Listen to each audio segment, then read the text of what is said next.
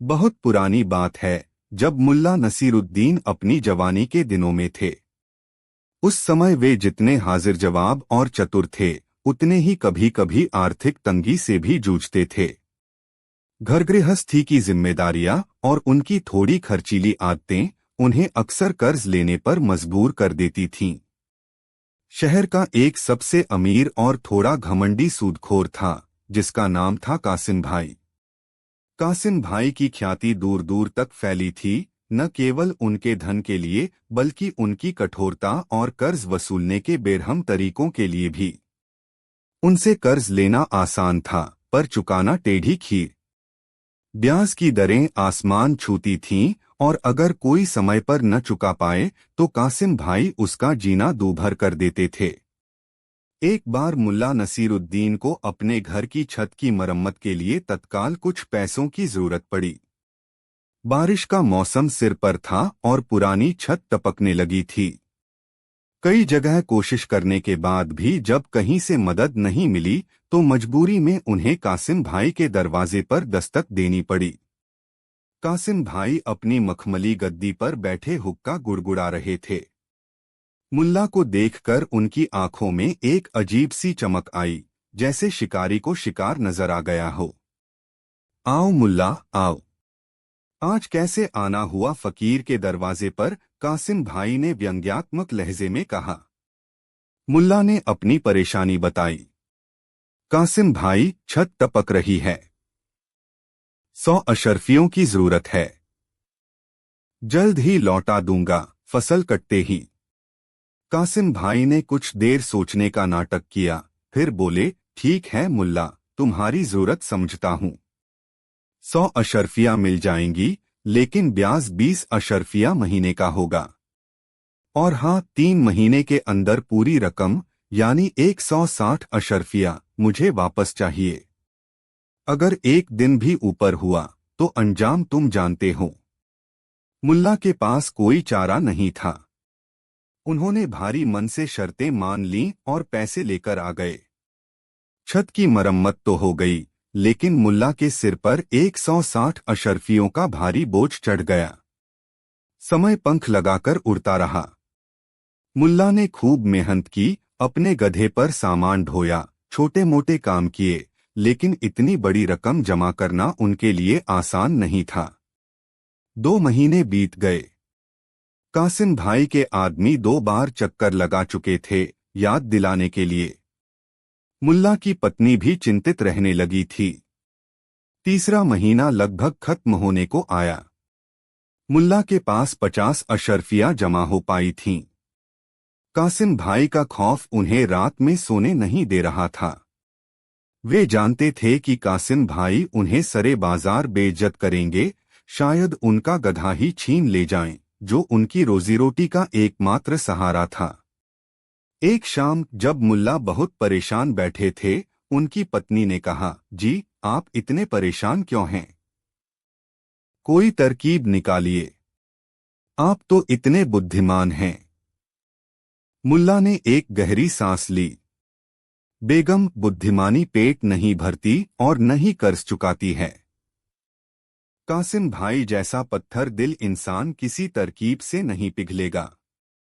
अचानक पत्थर दिल शब्द सुनकर मुल्ला के दिमाग में एक विचार कौंधा। उनकी आंखों में एक शरारती चमक उभरी। वे मुस्कुराए। कई दिनों बाद, बेगम, उन्होंने कहा, शायद एक तरकीब है। हाँ, एक पत्थर दिल इंसान के लिए पत्थर वाली तरकीब ही काम आएगी। अगले दिन सुबह मुल्ला नसीरुद्दीन ने अपने गधे पर एक बड़ा सा, चिकना और काफी वजनी पत्थर लादा। पत्थर इतना बड़ा था कि गधा भी थोड़ा परेशान लग रहा था। मुल्ला ने पत्थर को एक पुराने बोरे से ढक दिया और सीधे कासिम भाई की दुकान की ओर चल पड़े। उस दिन कासिम भाई की दुकान पर हमेशा से ज्यादा भीड़ थी। वे जोर जोर से किसी गरीब किसान को डांट रहे थे, जिसने ब्याज की रकम चुकाने में थोड़ी देर कर दी थी। मुल्ला ने गधे को दुकान के बाहर रोका और खुद अंदर गए। सलाम कासिम भाई, मुल्ला ने जोर से कहा, ताकि सबकी तवज्जो उनकी ओर जाए। कासिम भाई ने मुल्ला को देखा। हाँ मुल्ला आ गए। लाए मेरी रकम। आज आखिरी दिन है, याद है ना? बिल्कुल याद है कासिम भाई, मुल्ला ने मुस्कुराते हुए कहा। आपकी अमानत तो मैं साथ ही लाया हूं। बल्कि मैंने सोचा कि आपकी रकम इतनी कीमती है कि उसे खुलेआम लाना ठीक नहीं, इसलिए उसे खास हिफाजत से लाया हूं। यह सुनकर कासिम भाई की आंखों में लालच की चमक और बढ़ गई। अच्छा, कहाँ है? जल्दी निकालो, मुल्ला ने कहा। कासिम भाई, रकम थोड़ी वजनी है। मेरा गधा बाहर खड़ा है, उसी पर लदी है।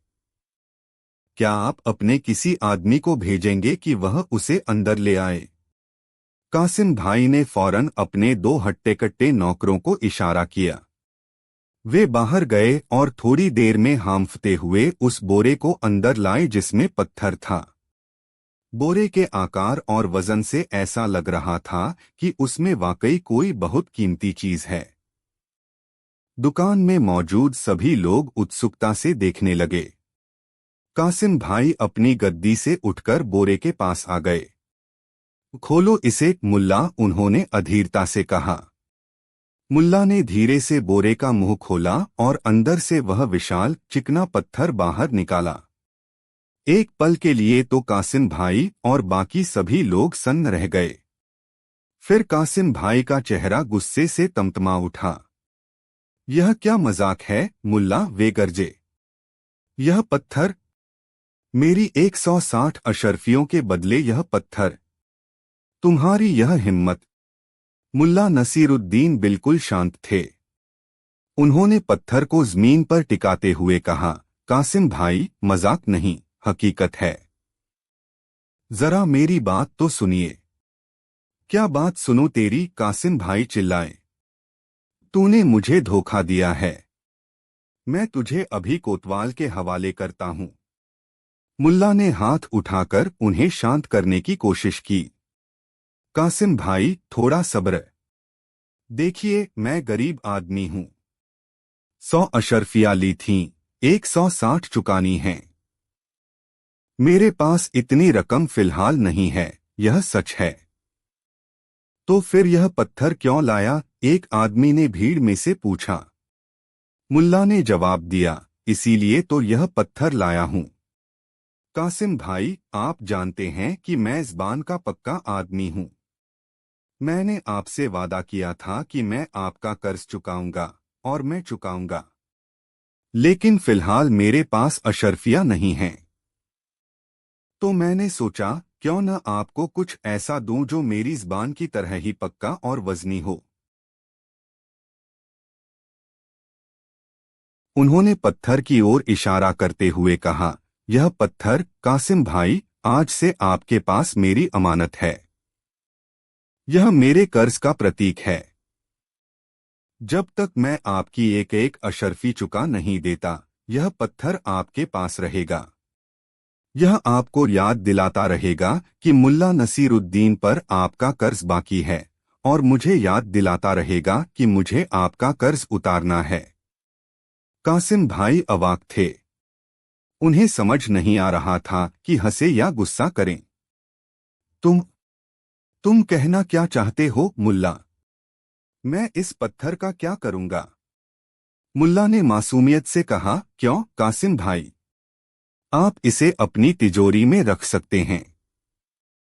यह बहुत कीमती है, क्योंकि यह मेरी ज़बान का पत्थर है। या फिर आप इसे अपनी दुकान के बाहर रखवा दीजिए।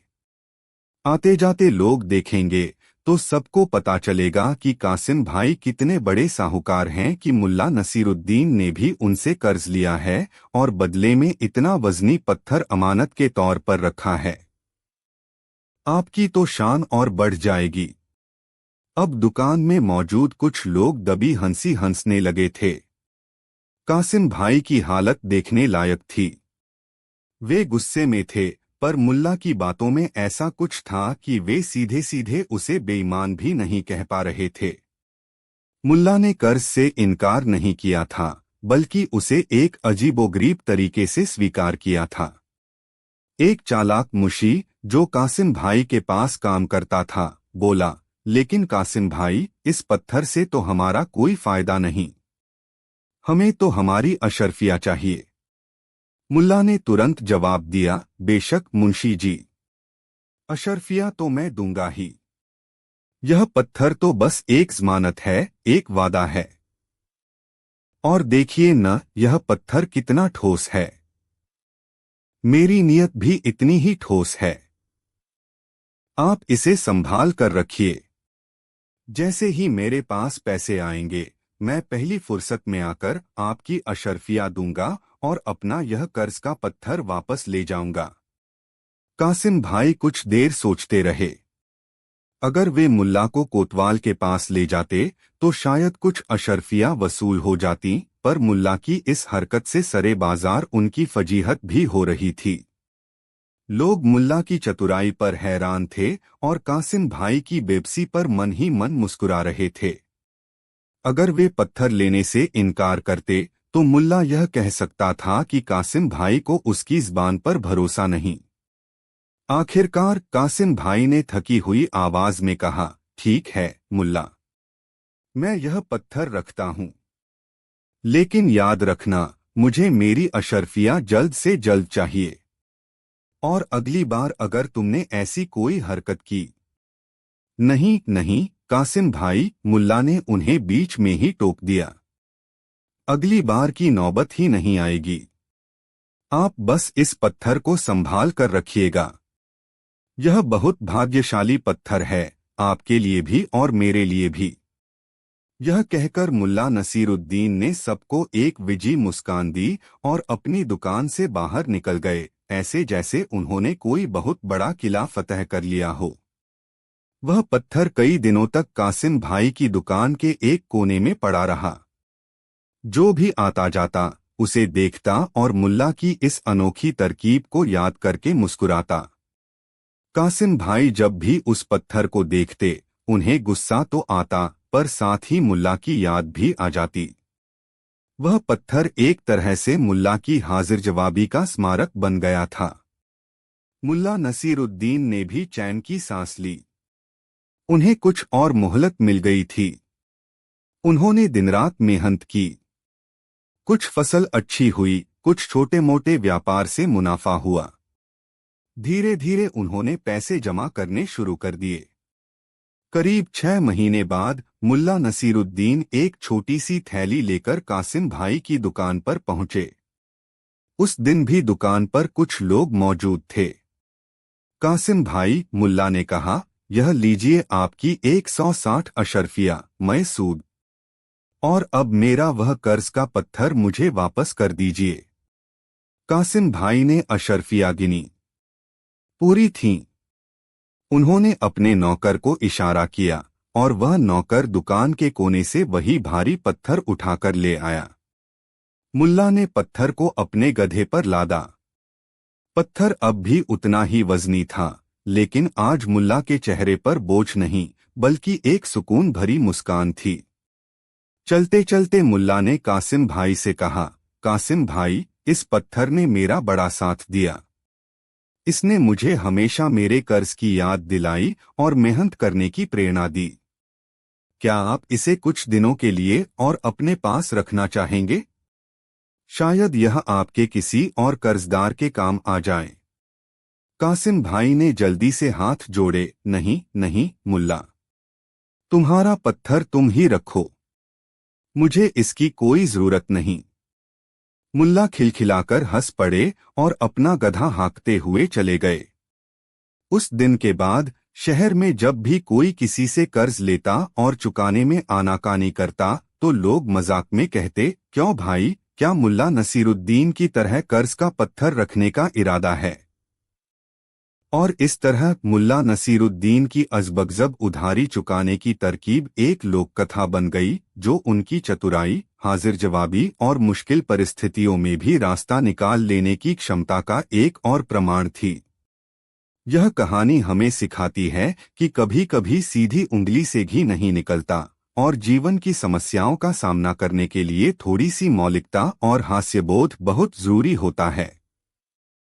कहानी 2। एक समय की बात है, शहर में एक अजीब सी उदासी छाई हुई थी।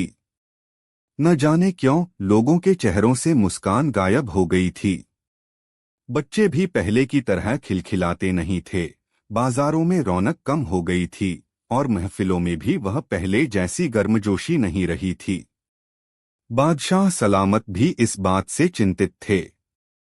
उन्होंने कई हकीमों और विद्वानों से सलाह ली, लेकिन कोई भी इस सामूहिक उदासी का कारण या निवारण नहीं बता सका। तभी किसी ने बादशाह को मुल्ला नसीरुद्दीन का नाम सुझाया।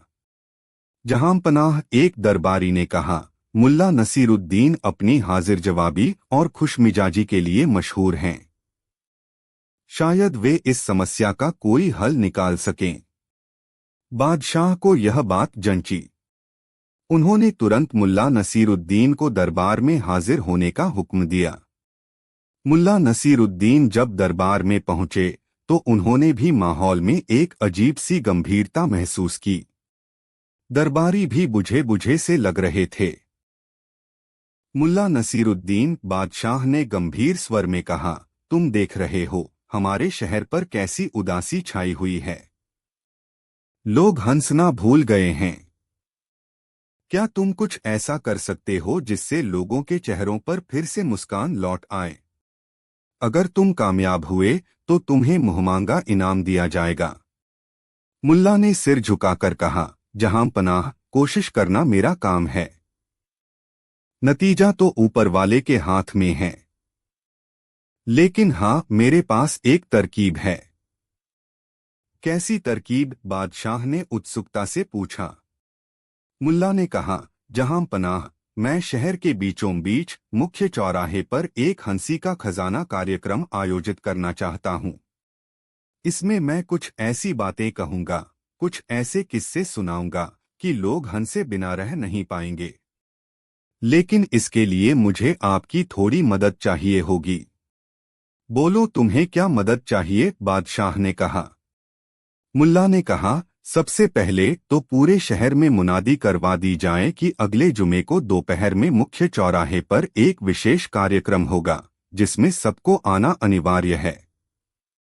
दूसरा, उस दिन चौराहे के आसपास खाने पीने की कुछ दुकानों को मुफ्त में शरबत और मिठाइयाँ बांटने का आदेश दिया जाए, ताकि लोगों का मन थोड़ा बहले। और तीसरा, मुझे एक ऊंचा मंच और एक अच्छी आवाज वाला मुनादी करने वाला चाहिए होगा। बादशाह ने तुरंत मुल्ला की सारी मांगें पूरी करने का आदेश दे दिया। अगले कुछ दिनों में पूरे शहर में इस हंसी के खजाने कार्यक्रम की धूम मच गई। लोग उत्सुक भी थे और थोड़े सशंकित भी। क्या वाकई मुल्ला नसीरुद्दीन उन्हें हंसा पाएंगे? जुमे का दिन आया। दोपहर होते होते मुख्य चौराहा खचाखच भर गया। बच्चे, बूढ़े, जवान, औरतें, मर्द, सब मुल्ला का कार्यक्रम देखने आए थे। बादशाह सलामत भी अपने खास दरबारियों के साथ एक ऊंची जगह पर विराजमान थे, ताकि सब कुछ साफ साफ देख सकें। मुल्ला नसीरुद्दीन एक साधारण से लिबास में मंच पर आए। उनके चेहरे पर एक चिरपरिचित शरारती मुस्कान थी। उन्होंने भीड़ पर एक नजर डाली जो एकदम शांत और गंभीर लग रही थी।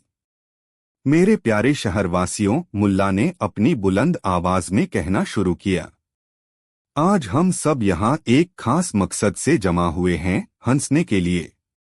मुझे पता है आजकल आप सबके चेहरे थोड़े उतरे हुए हैं, लेकिन चिंता मत कीजिए, आज मैं आप सबके अंदर छुपे हुए हंसी के फव्वारे को बाहर निकाल कर रहूंगा। भीड़ में कोई खास हलचल नहीं हुई। लोग अब भी संदेह भरी नजरों से मुल्ला को देख रहे थे। मुल्ला ने अपनी पहली कहानी शुरू की। एक दिन मैं बाजार से गुजर रहा था, मुल्ला ने कहना शुरू किया, अपनी ठोड़ी पर हाथ फेरते हुए, जैसे कुछ याद कर रहे हों। मैंने देखा कि मेरा एक पुराना दोस्त, जो बहुत ही कंजूस है, मिठाई की दुकान के बाहर खड़ा ललचाई नजरों से जलेबियां देख रहा था। मैंने उससे पूछा, क्या बात है दोस्त, जलेबी क्यों नहीं खाते? वह बोला, मुल्ला, मन तो बहुत है, पर जेब इजाजत नहीं देती। मैंने कहा, अरे चिंता क्यों करते हो, आज मैं तुम्हें जलेबी खिलाता हूँ। यह सुनकर उसकी आंखें चमक उठीं। हम दुकान के अंदर गए। मैंने दुकानदार से कहा, भाई 1 किलो गर्मागर्म जलेबी तौल दो। दुकानदार ने जलेबी तौली। मैंने अपने दोस्त से कहा, लो दोस्त खाओ। वह टूट पड़ा जलेबियों पर। एक खाई, दो खाई, खाते खाते उसका पेट भरने लगा। मैंने दुकानदार से कहा, पैसे कितने हुए। दुकानदार ने पैसे बताए। मैंने अपनी जेब में हाथ डाला और फिर अपने दोस्त की तरफ मुड़कर कहा, अरे दोस्त, बटुआ तो मैं घर ही भूल आया। क्या तुम आज पैसे दे दोगे? मैं तुम्हें कल लौटा दूंगा। मेरा दोस्त, जो अब तक खुशी खुशी जलेबियां खा रहा था, यह सुनकर ऐसा सदमे में आया कि उसके हाथ से आखिरी जलेबी गिर पड़ी और मुंह खुला का खुला रह गया। मुल्ला ने यह किस्सा इतने मजेदार ढंग से सुनाया, अपने हाव भाव और आवाज के उतार चढ़ाव के साथ, कि भीड़ में कुछ लोगों के होठों पर हल्की सी मुस्कान आ गई। कुछ बच्चे खिलखिला भी पड़े। मुल्ला रुके नहीं। उन्होंने अगला किस्सा छेड़ा। एक बार बादशाह सलामत ने मुझसे पूछा, मुल्ला, दुनिया में सबसे तेज चीज क्या है? मैंने कहा, जहां पनाह। यह तो सोचने वाली बात है। दरबार में बैठे एक विद्वान तुरंत बोले, जहां पनाह, सबसे तेज चीज तो प्रकाश है। दूसरे ने कहा, नहीं नहीं, ध्वनि प्रकाश से भी तेज है। तभी मेरा गधा, जो उस दिन गलती से दरबार में घुस आया था, जोर से हिनहिनाया। मैंने कहा, जहां पनाह, इन सबसे तेज तो ख्याल है। अभी मैं यहाँ आपके सामने खड़ा हूँ और मेरा ख्याल पलक झपकते ही मक्कामदीना पहुँच सकता है। बादशाह मेरी बात से सहमत हुए। तभी वजीर साहब, जो मुझसे थोड़ी खार खाते हैं, बोले, मुल्ला, यह तो ठीक है, पर तुम्हारा गधा क्या कह रहा था? मैंने कहा, जहां पनाह, मेरा गधा कह रहा था कि ख्याल तो ठीक है, पर अगर किसी को जल्दी से शौच जाना हो तो वह ख्याल से भी तेज दौड़ता है। यह सुनते ही बादशाह समेत कई दरबारी जोर से हंस पड़े। भीड़ में भी अब हंसी की लहर दौड़ गई थी। लोगों के चेहरे थोड़े खिलने लगे थे। मुल्ला ने देखा कि माहौल थोड़ा हल्का हो रहा है। उन्होंने अपनी तरकश से एक और तीर निकाला। एक बार मैं अपने गधे पर सवार होकर कहीं जा रहा था। रास्ते में एक नदी पड़ी। नदी पार करने के लिए कोई पुल नहीं था। मैंने देखा कि एक आदमी अपनी भैंस को नदी पार करा रहा था। मैंने उससे पूछा, भाई, पानी कितना गहरा है? उसने कहा, अरे मुल्ला जी, घुटनों तक ही है, आराम से निकल जाओगे। मैंने उसकी बात पर भरोसा किया और अपना गधा नदी में उतार दिया। जैसे ही हम बीच नदी में पहुंचे, पानी मेरे गधे की गर्दन तक आ गया। हम दोनों डूबते डूबते बचे। किसी तरह किनारे लगे। मैंने उस आदमी को पकड़ा और गुस्से में कहा, क्यों बे, तू तो कह रहा था पानी घुटनों तक है। वह बेचारा डर गया और बोला, मुल्ला जी, माफ करना, मैं तो अपनी भैंस के घुटनों की बात कर रहा था। इस किस्से पर तो लोग हंसते हंसते लोटपोट हो गए। बच्चों की किलकारियों और बड़ों की हंसी से पूरा चौराहा गूंज उठा। उदासी के बादल जैसे छंटने लगे थे। मुल्ला नसीरुद्दीन अब पूरे रंग में थे।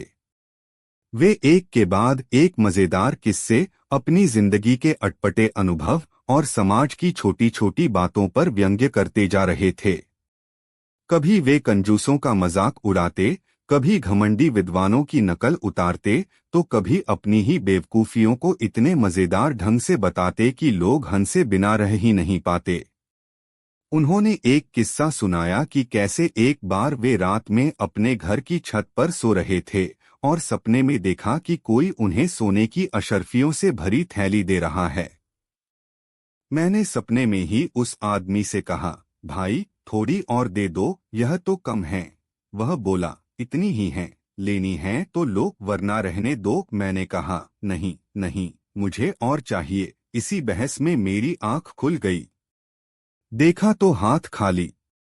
मैंने फौरन आंखें बंद कीं और बोला, अच्छा भाई, जितनी दे रहे थे उतनी ही दे दो, पर तब तक वह जा चुका था। इस किस्से पर लोग पेट पकड़कर हंसने लगे। फिर मुल्ला ने अपनी पत्नी के साथ हुई एक नोकझोंक का किस्सा सुनाया। एक दिन मेरी बेगम मुझसे कहने लगी, मुल्ला तुम कभी मेरी तारीफ नहीं करते। मैंने कहा, अरे बेगम, तुम्हारी तारीफ के लिए तो शब्द ही कम पड़ जाते हैं। वह खुश हो गई। फिर बोली, अच्छा बताओ तो सही, मुझ में तुम्हें सबसे अच्छा क्या लगता है? मैंने कुछ देर सोचा, फिर कहा, बेगम सच कहूँ तो तुम्हारी सबसे अच्छी बात यह है कि तुम्हारी बहन तुमसे ज्यादा खूबसूरत नहीं है।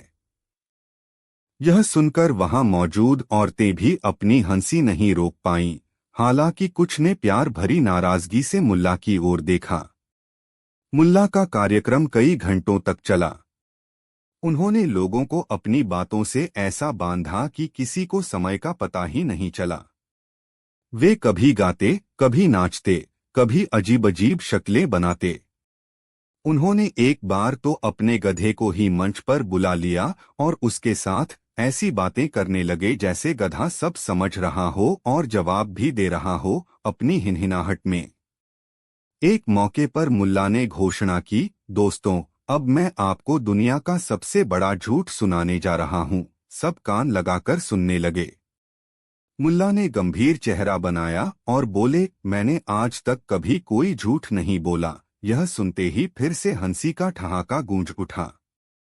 उन्होंने एक किस्सा सुनाया कि कैसे एक बार वे एक अमीर आदमी के घर दावत में गए। खाना बहुत लजीज था। मैंने खूब खाया। जब चलने लगा तो मेजबान ने मुझे एक छोटा सा संदूक देते हुए कहा, मुल्ला जी यह आपके लिए एक छोटा सा तोहफा है। मैंने सोचा जरूर कोई कीमती चीज होगी। घर आकर बड़ी उत्सुकता से संदूक खोला। जानते हैं उसमें क्या था? मुल्ला ने रहस्यमयी ढंग से पूछा। भीड़ ने कहा, क्या था? मुल्ला बोले, उसमें एक और छोटा संदूक था। मैंने वह भी खोला तो उसमें एक और छोटा संदूक। ऐसे करते करते मैंने 7 संदूक खोले। आखिरी सबसे छोटे संदूक में जानते हैं क्या निकला? भीड़ फिर चिल्लाई, क्या निकला? मुल्ला ने मासूमियत से कहा, एक छोटा सा कागज जिस पर लिखा था, मुल्ला जी उम्मीद है आपको हमारा यह मजाक पसंद आया होगा।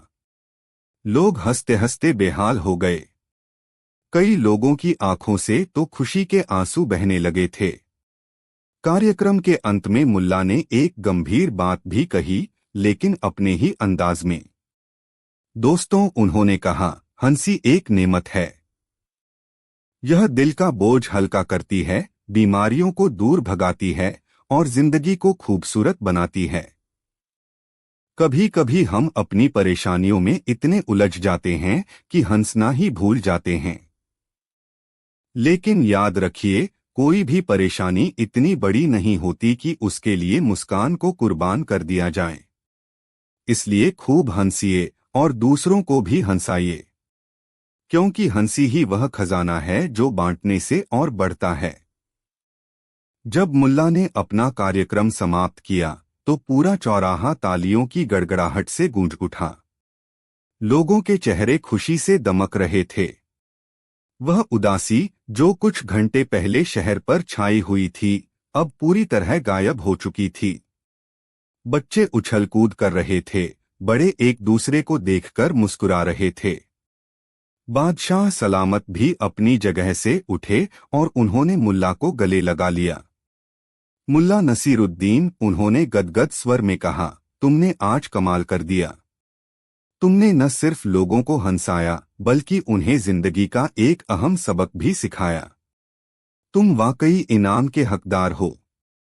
बादशाह ने मुल्ला को ढेर सारी अशर्फिया और कीमती तोहफे दिए, लेकिन मुल्ला के लिए सबसे बड़ा इनाम लोगों के चेहरों पर लौटी हुई मुस्कान थी। उस दिन के बाद शहर का माहौल ही बदल गया।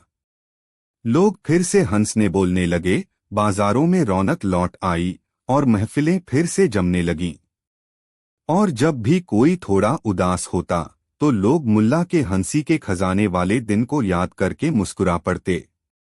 मुल्ला नसीरुद्दीन ने एक बार फिर साबित कर दिया था कि हंसी दुनिया की सबसे बड़ी दवा है और एक सच्चा कलाकार वही होता है जो लोगों के दिलों को छू सके और उनके जीवन में खुशियां भर सके। उनकी वह शाम शहर के इतिहास में हमेशा के लिए एक यादगार शाम बन गई, जब मुल्ला ने अपनी बातों और हरकतों से सबको हंसा हंसा कर लोटपोट कर दिया था। कहानी 3। बहुत समय पहले की बात है। एक हलचल भरे बाजार के बीचों बीच एक व्यापारी रहता था जिसका नाम था करीम। करीम जितना अमीर था उतना ही मक्कार और झूठ बोलने में माहिर भी। उसकी ज़बान शहद सी मीठी थी, लेकिन दिल पत्थर सा कठोर। वह ग्राहकों को अपनी चिकनी चुपड़ी बातों में फंसाकर कम तोलता, घटिया माल ऊंचे दामों में बेचता और बात बात पर कस्में खाता, झूठी ही सही।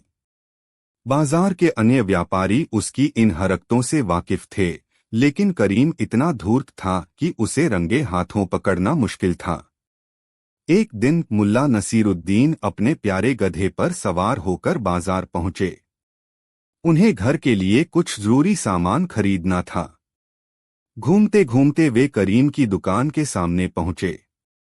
करीम ने मुल्ला को देखा तो उसकी आंखों में एक खास चमक आ गई। उसने सोचा, यह सीधा साधा दिखने वाला मुल्ला तो आसानी से मेरे जाल में फंस जाएगा। आज अच्छी कमाई होगी। आइए आइए मुल्ला जी, करीम ने अपनी सबसे मीठी आवाज में कहा, चेहरे पर एक बनावटी मुस्कान सजाते हुए। आज फकीर की दुकान पर कैसे पधारे? क्या खिदमत कर सकता हूं आपकी? मुल्ला अपने गधे से उतरे और दुकान में रखे सामान को देखने लगे। करीम भाई, मुल्ला ने कहा, मुझे एक मन लगभग 40 किलो बेहतरीन किस्म का गेहूं चाहिए। जरूर जरूर मुल्ला जी, करीम ने कहा, आपके लिए तो सबसे उम्दा गेहूं निकालूंगा। ऐसा गेहूं जो आपने पहले कभी न चखा होगा। कसम खुदा की, एक एक दाना मोती जैसा है। यह कहते हुए उसने अपने नौकर को इशारा किया। नौकर अंदर से एक बोरी लाया और तराजू पर गेहूं तोलने लगा। मुल्ला चुपचाप सब देख रहे थे। उन्होंने देखा कि नौकर ने तराजू के एक पलड़े पर बांट रखा और दूसरे पर गेहूं डालना शुरू किया। लेकिन करीम बड़ी चालाकी से नौकर से बातें करने लगा, उसका ध्यान बंटाने की कोशिश करते हुए। मुल्ला ने गौर किया कि जब तराजू का कांटा थोड़ा पहले ही झुका, नौकर ने फुर्ती से गेहूं की बोरी हटा ली, जैसे पूरा एक मन तुल गया हो। यह लीजिए मुल्ला जी, करीम ने मुस्कुराते हुए कहा। पूरा एक मन, न एक रत्ती कम न एक रत्ती ज्यादा। कसम अल्लाह पाक की, ईमानदारी ही मेरी दुकान की पहचान है। मुल्ला ने गेहूं की बोरी को देखा। उन्हें अपने अनुभव से अंदाजा हो गया था कि यह एक मन से काफी कम है, लेकिन उन्होंने उस समय कुछ नहीं कहा। उन्होंने चुपचाप गेहूं के पैसे चुकाए और बोरी अपने गधे पर लादकर घर की ओर चल पड़े। घर पहुंचकर मुल्ला ने अपनी पत्नी से कहा, बेगम, जरा अपना पुराना तराजू तो लाना। उनकी पत्नी तराजू ले आईं। मुल्ला ने करीम की दुकान से लाया गेहूं तोला। जैसा उन्हें शक था, गेहूं एक मन से लगभग 5 किलो कम था। मुल्ला मुस्कुराए। अच्छा, तो यह बात है। करीम भाई सोचते हैं कि वे बहुत चतुर हैं। अब उन्हें मुल्ला नसीरुद्दीन की चतुराई देखनी होगी। अगले दिन मुल्ला नसीरुद्दीन सुबह सुबह फिर करीम की दुकान पर पहुंचे। उनके हाथ में एक छोटी सी कपड़े की पोटली थी। करीम ने मुल्ला को दोबारा देखकर थोड़ी हैरानी जताई, लेकिन फिर अपनी वही मीठी मुस्कान ओढ़ ली। अरे मुल्ला जी, आप फिर से? सब खैरियत तो है? गेहूं पसंद आया न? कहा था न मैंने, कसम खुदा की, बेहतरीन होगा। हाँ हाँ करीम भाई, मुल्ला ने कहा। गेहूं तो ठीक था, लेकिन एक छोटी सी बात रह गई थी। कैसी बात मुल्ला जी? करीम ने पूछा, थोड़ा सशंकित होते हुए। मुल्ला ने अपनी पोटली खोली। उसमें से उन्होंने एक छोटा सा तराजू का बाट निकाला। बाट बहुत पुराना और घिसा हुआ लग रहा था। करीम भाई, मुल्ला ने कहा, कल जब मैं आपसे गेहूं खरीद रहा था तो गलती से मेरा यह छोटा सा बाट आपकी दुकान पर रह गया था। यह मेरे परदादा का बाट है, बहुत पुराना और मेरे लिए बहुत कीमती। मुझे लगा आपको लौटा देना चाहिए। करीम ने उस बाट को देखा। वह वाकई बहुत छोटा था, शायद 100 ग्राम का भी न हो। उसे समझ नहीं आया कि मुल्ला क्या करने की कोशिश कर रहे हैं। उसने सोचा, यह मुल्ला पागल है क्या? इतने छोटे से बाट के लिए कौन इतनी दूर चलकर आता है? लेकिन उसने ऊपरी तौर पर कहा, अरे मुल्ला जी, इसकी क्या जरूरत थी? कोई बात नहीं, रह जाता तो। पर आपकी ईमानदारी की दाद देनी पड़ेगी। कसम कुरान शरीफ की, आप जैसे ईमानदार लोग ही दुनिया में बचे हैं।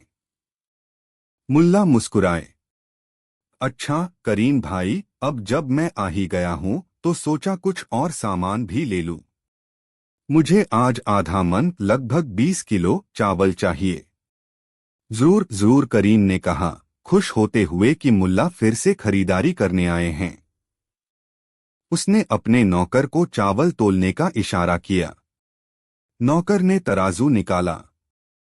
एक पलड़े पर उसने बाट रखे और दूसरे पर चावल डालना शुरू किया। तभी मुल्ला ने कहा, ठहरो भाई, आज तुम मेरे इस बाट का इस्तेमाल करो। यह बहुत सही तौलता है।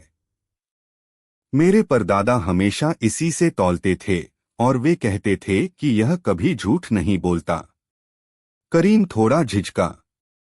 उसे मुल्ला की यह हरकत अजीब लग रही थी, लेकिन वह सबके सामने यह भी नहीं दिखाना चाहता था कि उसे मुल्ला के बाट पर भरोसा नहीं है, खासकर तब जब मुल्ला ने उसकी इतनी तारीफ की थी। उसने सोचा, इतना छोटा सा बाट है, इससे क्या फर्क पड़ेगा? मैं अपनी चालाकी से फिर भी कम तौल लूंगा। ठीक है मुल्ला जी, करीम ने कहा, जैसी आपकी मर्जी। नौकर ने अपने बाट हटा दिए और मुल्ला का दिया हुआ वह छोटा सा बाट तराजू के पलड़े पर रख दिया। अब समस्या यह थी कि वह बाट इतना छोटा था कि आधा मन चावल तोलने के लिए उसे कई बार इस्तेमाल करना पड़ता। नौकर ने पहली बार चावल तोले, फिर दूसरी बार, फिर तीसरी बार। हर बार वह मुल्ला के दिए छोटे बाट से चावल तौलता और एक बड़ी बोरी में डालता जाता। मुल्ला बड़े ध्यान से सब कुछ देख रहे थे। करीम भी पास ही खड़ा था, बीच बीच में अपनी झूठी कस्में खाने की आदत से मजबूर होकर कहता, कसम मेरे बच्चों की, एक भी दाना कम नहीं होगा मुल्ला जी।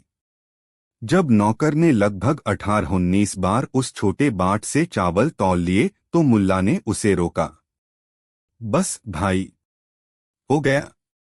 करीम हैरान हुआ, लेकिन मुल्ला जी, अभी तो आधा मन पूरा नहीं हुआ होगा। यह बाट तो बहुत छोटा है। मुल्ला ने मुस्कुराते हुए कहा, नहीं करीम भाई, पूरा हो गया, बल्कि शायद थोड़ा ज्यादा ही हो गया होगा। यह आप कैसे कह सकते हैं? करीम ने पूछा। उसे कुछ गड़बड़ लगने लगी थी। मुल्ला ने कहा, बहुत आसान है करीम भाई। जरा अपना वह तराजू तो इधर लाना जिस पर आप बाकी ग्राहकों को तौल कर देते हैं, और अपने वे बाट भी लाना जिनसे आप आमतौर पर तौलते हैं।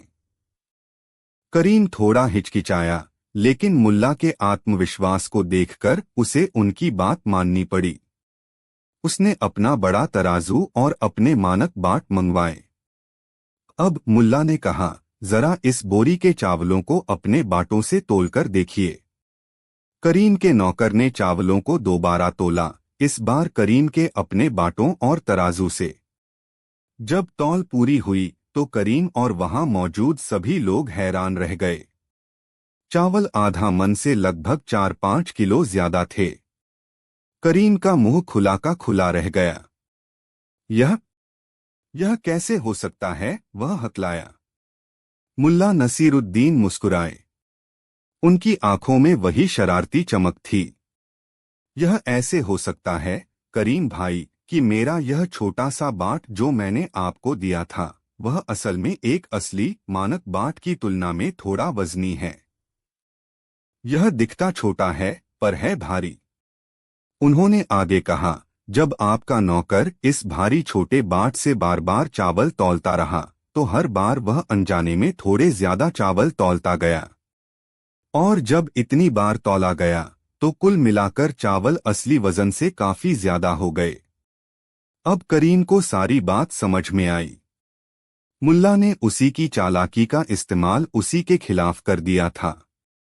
उसने कम तोलने के लिए जो तरकीबें सोची थीं, वे मुल्ला के भारी छोटे बाट के आगे धरी की धरी रह गईं। बाजार में खड़े अन्य व्यापारी जो यह सब देख रहे थे अब खुलकर हंसने लगे। करीम का चेहरा शर्म से लाल हो गया था। उसकी सारी हैकड़ी निकल गई थी। मुल्ला ने चावल की बोरी उठाई। तो करीम भाई, यह लीजिए चावल के पैसे। और हाँ, आपका बहुत बहुत शुक्रिया कि आपने मेरे इस ईमानदार बाट का इस्तेमाल किया। कसम खुदा की, आज मुझे मेरे पैसे वसूल हो गए। यह कहकर मुल्ला नसीरुद्दीन अपनी जीत की मुस्कान के साथ अपने गधे पर चावल की बोरी लादकर चल पड़े। करीम व्यापारी कुछ देर तक तो सन्न खड़ा रहा। उसे अपनी आंखों और कानों पर विश्वास नहीं हो रहा था कि एक सीधे साधे दिखने वाले मुल्ला ने उसे इस तरह सरे बाजार मात दे दी थी। उस दिन के बाद करीम व्यापारी की दुकान पर ग्राहकों की संख्या काफी कम हो गई। उसकी झूठी कस्मों और कम तोलने की चर्चा पूरे बाजार में फैल गई थी। लोग अब उससे सामान खरीदने से कतराने लगे थे। कुछ महीनों बाद उसे अपनी दुकान बंद करनी पड़ी। दूसरी ओर मुल्ला नसीरुद्दीन की बुद्धिमत्ता और हाजिर जवाबी के किस्से और भी मशहूर हो गए। लोगों ने सीखा कि झूठ और बेईमानी ज्यादा दिन नहीं चलती और सच्चाई का पलड़ा हमेशा भारी होता है, चाहे वह मुल्ला के छोटे से भारी बाट के रूप में ही क्यों न हो। यह कहानी हमें बताती है कि कैसे मुल्ला नसीरुद्दीन ने अपनी चतुराई और समझदारी से एक धूर्त और झूठ बोलने वाले व्यापारी को सबक सिखाया। उन्होंने न केवल अपने नुकसान की भरपाई की, बल्कि समाज को यह संदेश भी दिया कि ईमानदारी सबसे अच्छी नीति है और झूठ के पाँव ज्यादा लंबे नहीं होते। मुल्ला की यह तरकीब, जहां उन्होंने झूठ का मुकाबला एक अलग तरह के सच यानी वजनी बाट से किया, उनकी अद्वितीय सोच और समस्याओं को अनोखे ढंग से सुलझाने की क्षमता का एक और बेहतरीन उदाहरण है। कहानी 4। एक समय की बात है, अनातोलिया के किसी छोटे से धूल भरे कस्बे में मुल्ला नसीरुद्दीन अपने प्यारे गधे के साथ रहते थे। गधे का नाम उन्होंने प्यार से बुधूराम रखा था, हालांकि वह गधा कस्बे के बाकी गधों से कहीं ज्यादा समझदार और सयाना था। मुल्ला और बुधूराम की जोड़ी पूरे कस्बे में मशहूर थी। मुल्ला जहां जाते बुधूराम उनके पीछे पीछे या अक्सर मुल्ला बुधूराम पर सवार होकर जाते। उनकी रोजमर्रा की जिंदगी सादी मगर घटनाओं से भरपूर थी, खासकर मुल्ला की अनोखी सोच और हरकतों की वजह से। एक अमावस की रात, जब पूरा कस्बा गहरी नींद में सोया हुआ था, एक कुख्यात चोर जिसका नाम कल्लू था, कस्बे में चोरी के इरादे से घुसा। कल्लू की नजरें पहले से ही मुल्ला के गधे बुधूराम पर थीं। उसने सुन रखा था कि मुल्ला का गधा न सिर्फ हृष्ट-पुष्ट है, बल्कि शांत स्वभाव का भी है, जिसे बाजार में अच्छी कीमत पर बेचा जा सकता था। कल्लू दबे पांव मुल्ला के घर के पिछवाड़े पहुंचा, जहां बुधूराम एक खूंटे से बंधा ऊँघ रहा था। चारों ओर घोर अंधेरा था, बस झींगुरों की आवाज और दूर कहीं कुत्तों के भौंकने की ध्वनि ही शांति भंग कर रही थी। कल्लू ने बड़ी फुर्ती से बुधूराम की रस्सी खोली। बुधूराम ने आंखें खोलीं, एक अपरिचित स्पर्श महसूस कर उसके कान खड़े हो गए। उसने हिनहिनाने की कोशिश की, लेकिन कल्लू ने फौरन उसके मुंह पर अपना गमछा बांध दिया। चुपचाप चल वरना तेरी खैर नहीं, कल्लू फुसफुसाया। बुधूराम स्वभाव से शांतिप्रिय होने के बावजूद स्थिति की गंभीरता को समझ गया। उसने थोड़ा प्रतिरोध करने की कोशिश की, अपने खुर जमीन पर अड़ाए, लेकिन कल्लू अनुभवी चोर था। उसने बुधूराम को पुचकारा, प्यार से उसकी गर्दन सहलाई और धीरे धीरे उसे खींचकर अंधेरे में गायब हो गया। सुबह जब मुल्ला की आंख खुली तो उनकी पहली नजर हमेशा की तरह बुधूराम के स्थान पर गई। वहां खूंटा तो था, पर बुधूराम नदारद। मुल्ला की नींद पल भर में काफूर हो गई। वे भागे भागे बाहर आए, चारों ओर देखा, आवाजें लगाईं, बुधूराम, ओ बुधूराम, कहाँ हो मेरे लाल। लेकिन बुधूराम का कहीं पता न था। जमीन पर कुछ घिसटने के निशान थे, जो घर के पीछे से निकलकर गांव की कच्ची सड़क की ओर जा रहे थे। मुल्ला का दिल बैठ गया। उनकी पत्नी फातिमा भी बाहर आ गईं। क्या हुआ, सुबह सुबह इतना शोर क्यों मचा रखा है? फातिमा ने पूछा। फातिमा, गजब हो गया। बुधूराम, बुधूराम कहीं नहीं है। कोई उसे चुरा ले गया। मुल्ला की आवाज में घबराहट थी। फातिमा ने सिर पीट लिया। मैंने कितनी बार कहा था, रात को दरवाजे पर मजबूत ताला लगाया करो, पर मेरी सुनता कौन है। अब भुगतो। मुल्ला को पत्नी की डांट सुनने का समय नहीं था। बुधूराम उनके लिए सिर्फ एक जानवर नहीं, बल्कि एक दोस्त, एक साथी था। उसकी चोरी मुल्ला के लिए एक बड़ी व्यक्तिगत क्षति थी। उन्होंने फौरन अपने सबसे अच्छे मगर थोड़े फटे हुए कपड़े पहने, अपनी उलझलूल टोपी सिर पर रखी और सीधे बाजार की ओर चल दिए। बाजार पहुंचकर वे एक ऊंची जगह पर खड़े हो गए और जोर जोर से चिल्लाने लगे, भाइयों और बहनों, सुनो, सुनो, मेरा गधा चोरी हो गया है। जिसने भी मेरा गधा चुराया है, अगर वह उसे लौटा दे तो मैं उसे इनाम दूंगा। लोगों की भीड़ जमा हो गई। एक ने पूछा, मुल्ला, क्या इनाम दोगे? मुल्ला ने गंभीरता से कहा, जो मेरा गधा लौटाएगा, मैं उसे वही गधा इनाम में दे दूंगा। लोग हंसने लगे। यह कैसा इनाम हुआ मुल्ला? एक बोला। मुल्ला ने कहा, अरे भाई, जब गधा मिल जाएगा तो चोर को उसका मेहनताना तो मिलना ही चाहिए ना। और मेरे पास उस गधे के सिवा देने को है भी क्या?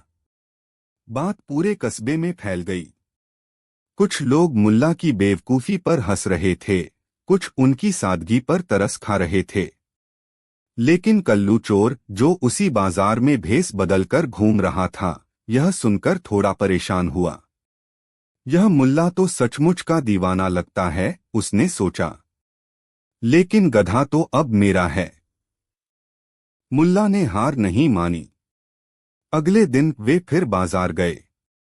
इस बार उन्होंने घोषणा की, जिसने भी मेरा गधा देखा हो या उसे चुराया हो, वह जान ले कि मैं उसे पहचानता हूं।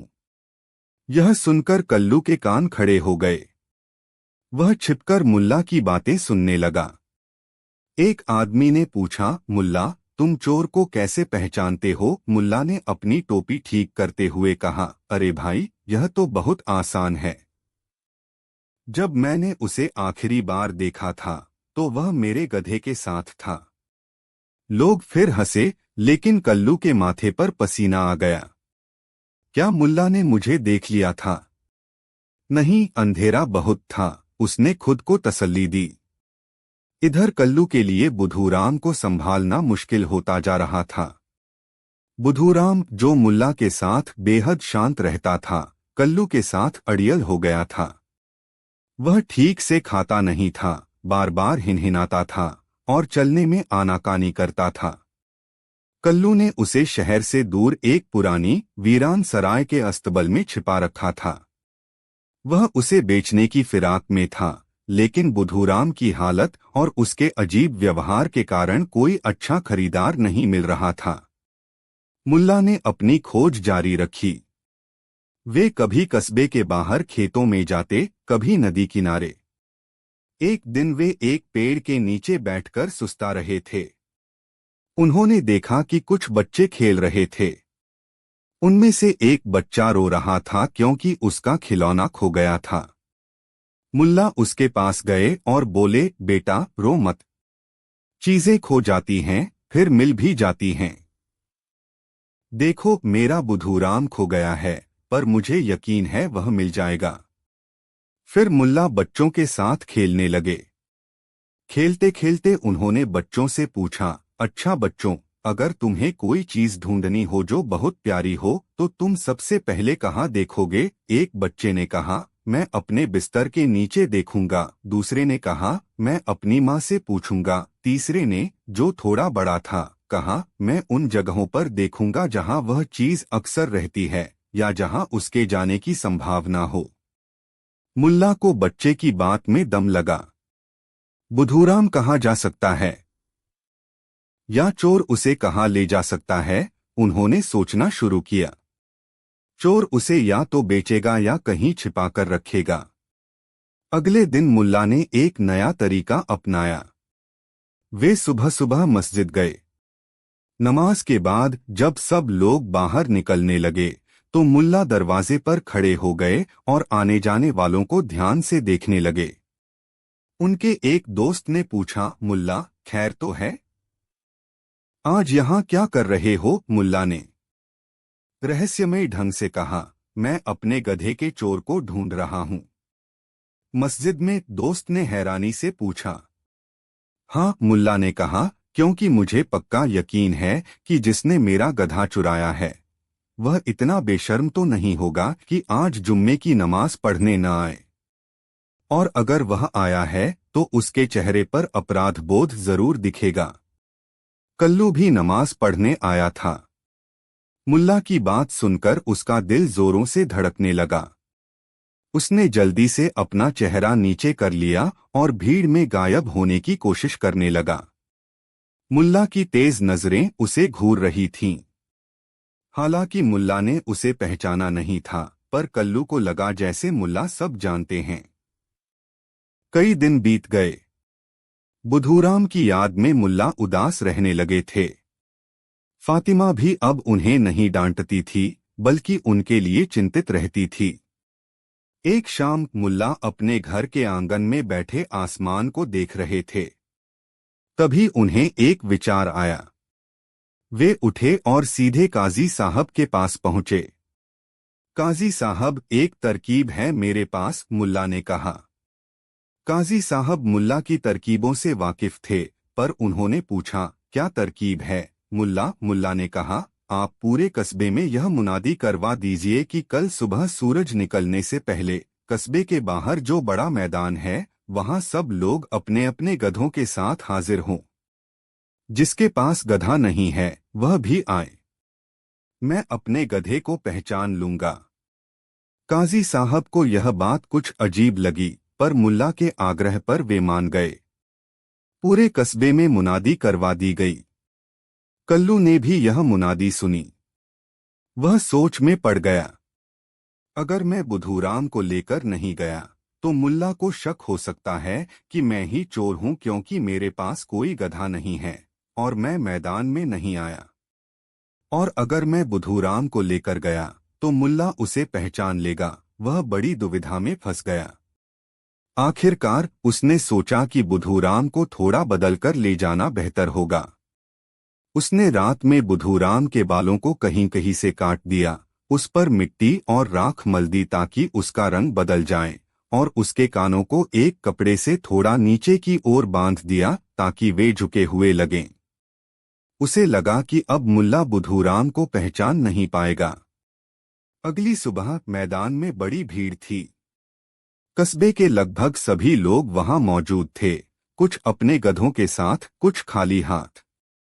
मुल्ला नसीरुद्दीन एक ऊंचे टीले पर खड़े थे, हाथ में एक लंबी छड़ी लिए। काजी साहब भी उनके पास बैठे थे। कल्लू भी बुधूराम को लेकर एक कोने में खड़ा था, कोशिश कर रहा था कि मुल्ला की नजर उस पर न पड़े। बुधूराम अपने बदले हुए रूप में भी असहज महसूस कर रहा था और बार बार अपने सिर को झटक रहा था। मुल्ला ने अपनी छड़ी हवा में लहराई और ऊंची आवाज में कहा, भाइयों, आज दूध का दूध और पानी का पानी हो जाएगा। मेरा बुधूराम बहुत समझदार है।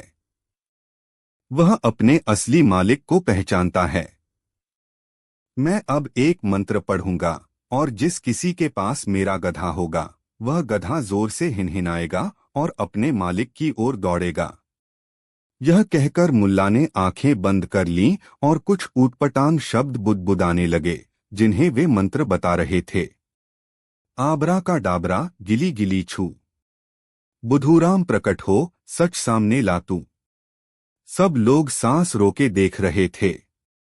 कल्लू का दिल और तेजी से धड़क रहा था। कहीं यह मुल्ला सचमुच कोई जादूटोना तो नहीं जानता। मुल्ला ने आंखें खोलीं और अपनी छड़ी बुधूराम की दिशा में घुमाई, हालांकि वे यह नहीं जानते थे कि वह बुधूराम ही है। और अब मुल्ला ने कहा, जो असली चोर है उसके सिर पर बंधी पगड़ी या टोपी पर एक तिनका अपने आप आकर बैठ जाएगा।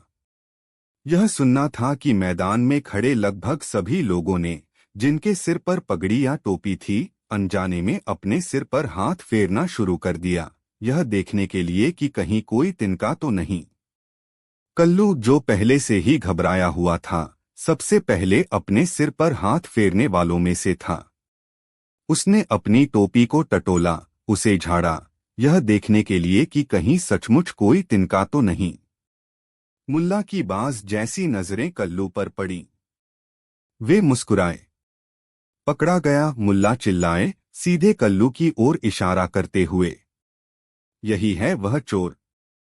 देखो कैसे अपने सिर को टटोल रहा है। इसे डर है कि तिनका इसकी चोरी का भंडाफोड़ कर देगा। कल्लू हक्का बक्का रह गया। उसे अपनी गलती का एहसास हुआ। बाकी लोग भी कल्लू की ओर देखने लगे। कुछ लोग जो उसे पहचानते थे कानाफूसी करने लगे। काजी साहब ने पूछा, मुल्ला क्या तुम निश्चित हो? मुल्ला ने कहा, बिल्कुल काजी साहब। चोर के दिल में हमेशा डर होता है। मैंने तो बस उसे बाहर निकाला है। अब सबकी नजरें उस गधे पर गईं जिसे कल्लू पकड़े हुए था। मुल्ला धीरे धीरे उस गधे के पास पहुंचे। उन्होंने उसकी मिट्टी और राख को थोड़ा झाड़ा, उसके बालों को सहलाया, उसके कानों से कपड़ा खोला। बुधूराम ने जैसे ही मुल्ला की जानी पहचानी खुशबू और स्पर्श महसूस किया, वह प्यार से हिनहिनाया और अपना सिर मुल्ला के कंधे पर रख दिया। देखा, मुल्ला ने कहा, यह है मेरा बुधूराम। कल्लू का चेहरा शर्म से लाल हो गया था। उसने अपना जुर्म कबूल कर लिया। काजी साहब ने उसे चोरी के अपराध में उचित दंड दिया। मुल्ला नसीरुद्दीन अपने प्यारे बुधूराम को लेकर खुशी खुशी घर लौटे। फातिमा ने बुधूराम को देखकर राहत की सांस ली और मुल्ला की अक्लमंदी पर थोड़ी हैरान भी हुई। उस दिन के बाद से कस्बे में मुल्ला की बुद्धिमानी की एक और कहानी जुड़ गई।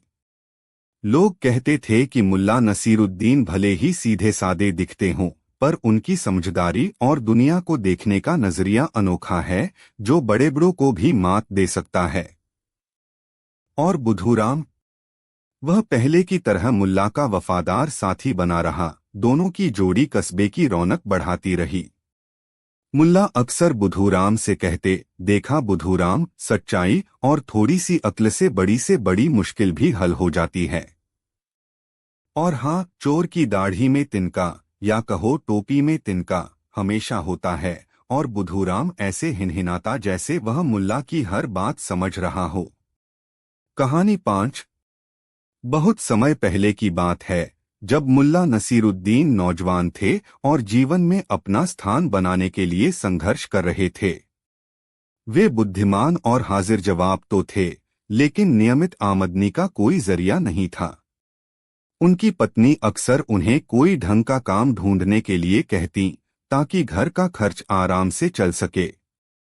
एक दिन शहर के मुख्य न्यायाधीश काजी साहब के यहाँ एक सहायक की जगह खाली हुई। काजी साहब बहुत सख्त मिजाज और अनुशासनप्रिय व्यक्ति थे। उनके सामने ऊंची आवाज में बात करने की भी किसी की हिम्मत नहीं होती थी। मुल्ला ने सोचा, चलो किस्मत आजमाई जाए, शायद यह नौकरी मिल जाए। अगले दिन मुल्ला नसीरुद्दीन साफ सुथरे कपड़े पहनकर काजी साहब की अदालत में पहुंचे। वहां कई और उम्मीदवार भी आए हुए थे जो नौकरी पाने की उम्मीद में अपनी बारी का इंतजार कर रहे थे।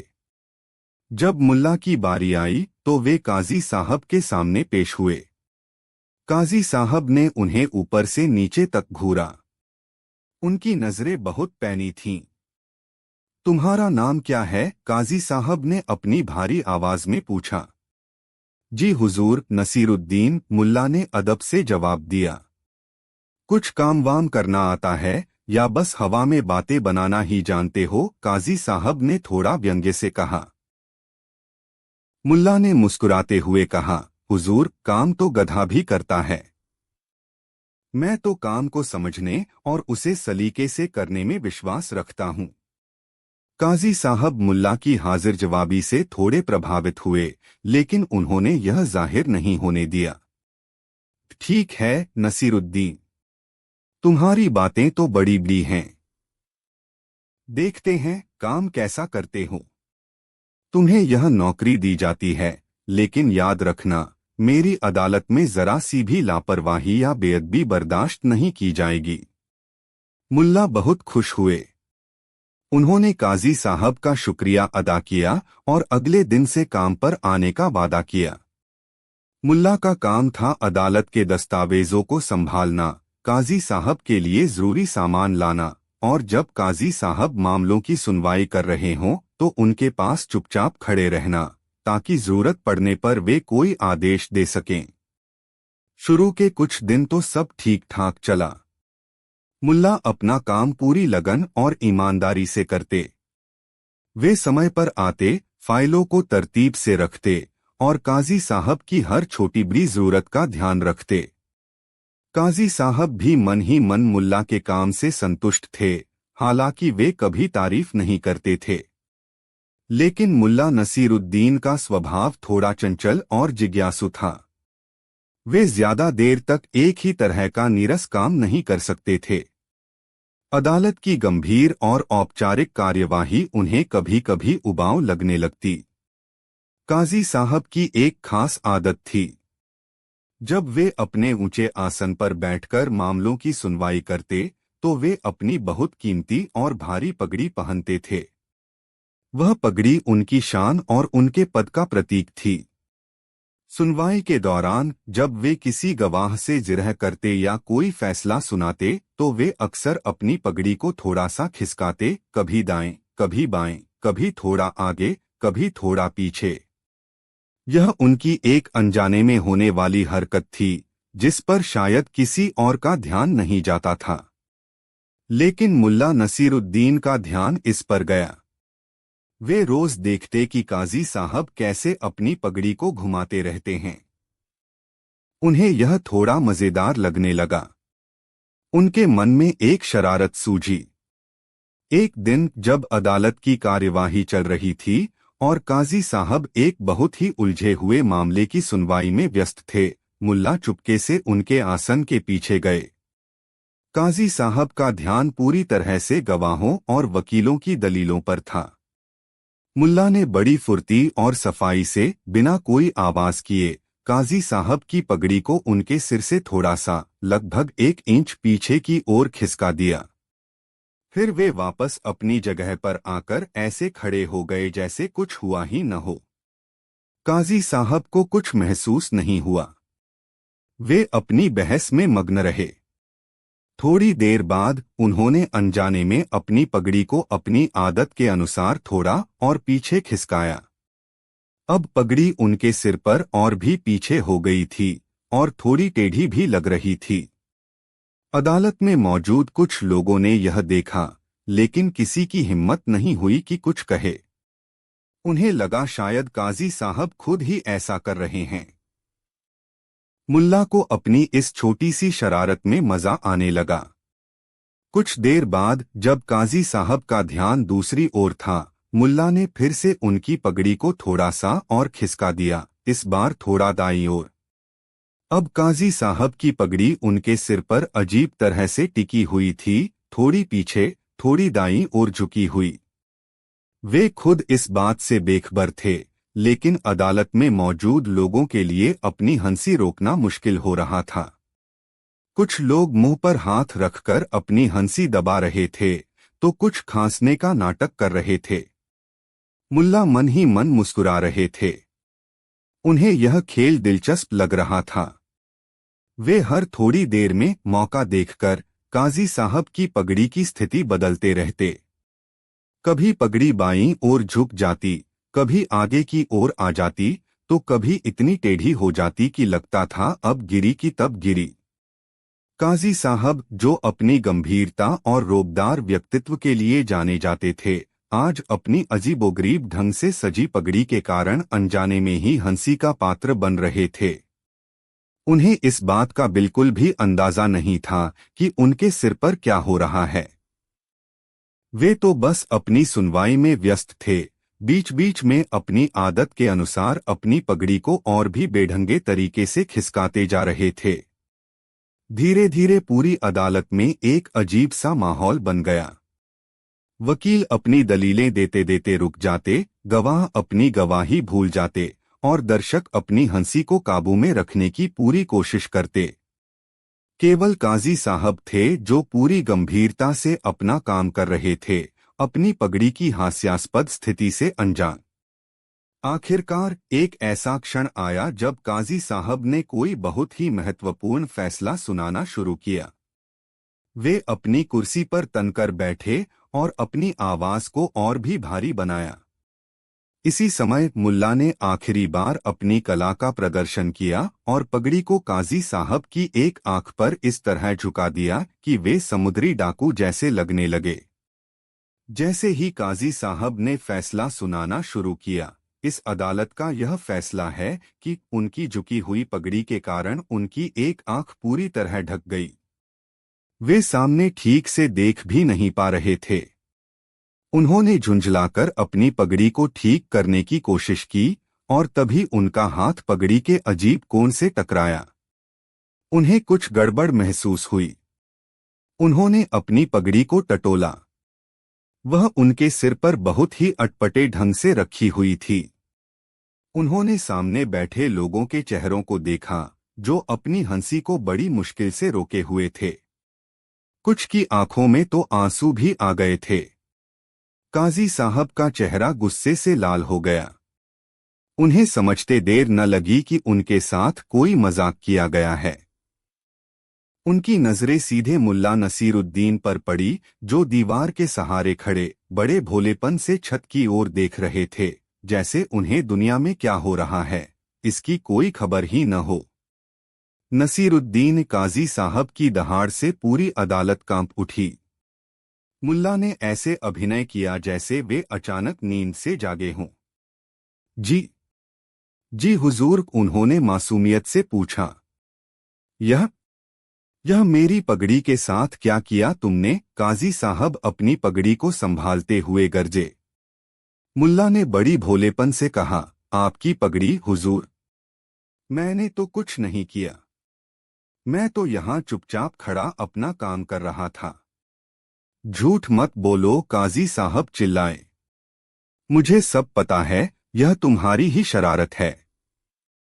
तुम्हारी हिम्मत कैसे हुई मेरी पगड़ी के साथ ऐसा मजाक करने की? मुल्ला ने थोड़ा सोचते हुए कहा, हुजूर, अगर सच कहूं तो मैं तो बस आपकी मदद कर रहा था। मदद? काजी साहब हैरान रह गए। यह कैसी मदद है? मुल्ला ने कहा, हुजूर, मैंने देखा कि आप जब सुनवाई करते हैं तो अक्सर अपनी पगड़ी को खिसकाते रहते हैं। मुझे लगा शायद आप उसे सही जगह पर टिकाने की कोशिश कर रहे हैं, पर आपसे हो नहीं पा रहा। तो मैंने सोचा, क्यों न मैं ही आपकी थोड़ी मदद कर दूं और आपकी पगड़ी को हर थोड़ी देर में एक नई आरामदायक स्थिति में रख दूं, ताकि आपको अलग अलग कोनों से दुनिया देखने का मौका मिले और आपका सिर भी एक ही जगह पर बोझ महसूस न करे। यह सुनकर पूरी अदालत में जो हंसी अब तक दबी हुई थी, वह फव्वारे की तरह फूट पड़ी। वकील, गवाह, दर्शक सब जोर जोर से हंसने लगे। कुछ तो हंसते हंसते कुर्सियों से ही गिर पड़े। काजी साहब का गुस्सा अब शर्मिंदगी में बदल गया था। वे खुद भी समझ नहीं पा रहे थे कि इस स्थिति पर कैसे प्रतिक्रिया दें। मुल्ला की बात में एक अजीब सा तर्क था जिसे काटना मुश्किल था, लेकिन उसकी शरारत भी साफ जाहिर थी। जब हंसी का दौर थोड़ा थमा तो काजी साहब ने गहरी सांस ली। उन्होंने मुल्ला की ओर देखा। मुल्ला अब भी बड़े भोलेपन से मुस्कुरा रहे थे। नसीरुद्दीन, काजी साहब ने थकी हुई आवाज में कहा, मुझे लगता है कि यह अदालत तुम्हारे जैसे मददगार सहायक के लिए सही जगह नहीं है। तुम्हारी प्रतिभा कहीं और ज्यादा काम आएगी। मुल्ला ने कहा, क्या मतलब हुजूर? क्या आप मेरी सेवाओं से प्रसन्न नहीं हैं? काजी साहब ने कहा, प्रसन्न तो मैं बहुत हूं नसीरुद्दीन। इतना प्रसन्न कि मैं तुम्हें इस नौकरी से आजाद करता हूं। तुम अब कहीं और जाकर अपनी मदद की पेशकश कर सकते हो। और इस तरह मुल्ला नसीरुद्दीन की पहली नौकरी, जो उन्होंने बड़े उत्साह से शुरू की थी, एक ही दिन में खत्म हो गई, उनकी अपनी शरारत और काजी साहब की पगड़ी की बदौलत। मुल्ला अदालत से बाहर निकले, उनके चेहरे पर कोई अफसोस नहीं था। उन्हें शायद इस बात की खुशी थी कि उन्होंने उस गंभीर और उबाऊ माहौल में कुछ देर के लिए ही सही हंसी और मनोरंजन का रंग भर दिया था। बाद में जब भी शहर में कोई काजी साहब की पगड़ी का जिक्र करता तो लोगों को मुल्ला नसीरुद्दीन की वह शरारत याद आ जाती और वे हंसे बिना नहीं रह पाते।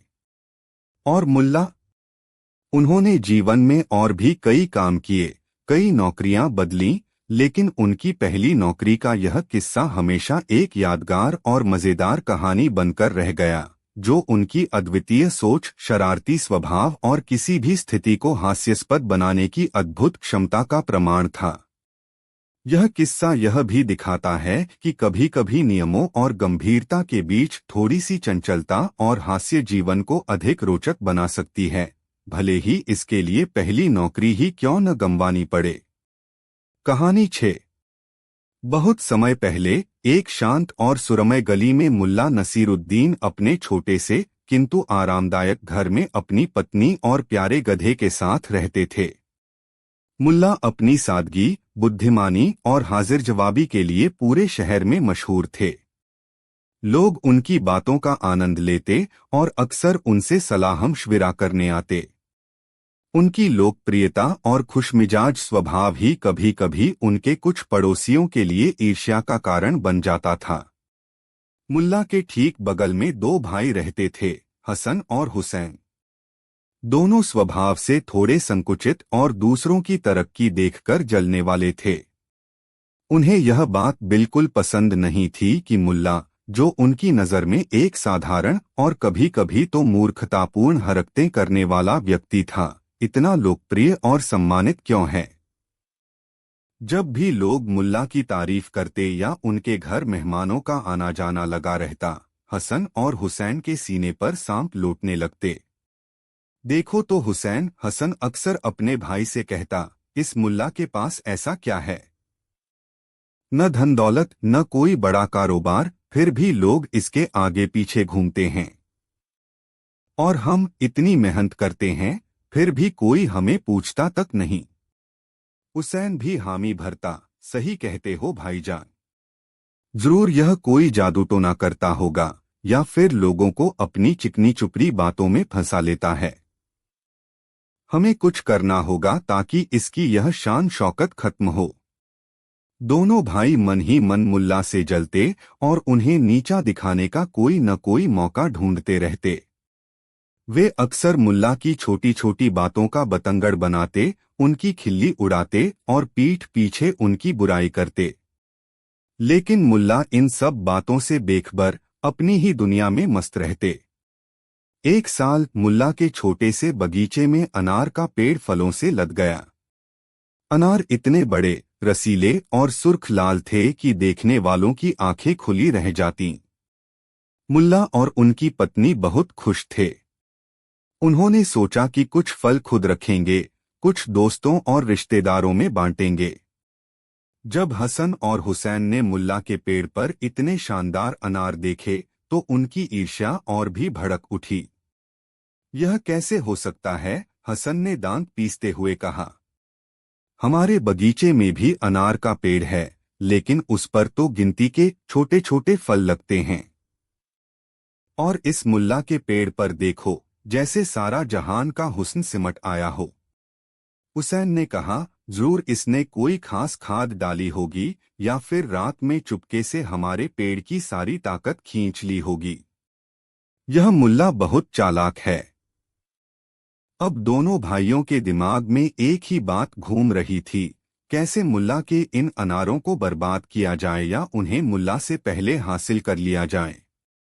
एक रात जब चारों ओर घना अंधेरा था और सब सो रहे थे, हसन और हुसैन चुपके से अपने घर से निकले।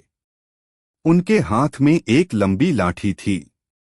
वे दबे पांव मुल्ला के बगीचे में घुसे और अनार के पेड़ के नीचे पहुंचे। धीरे से हुसैन हसन ने फुसफुसाया, एक भी आवाज नहीं होनी चाहिए।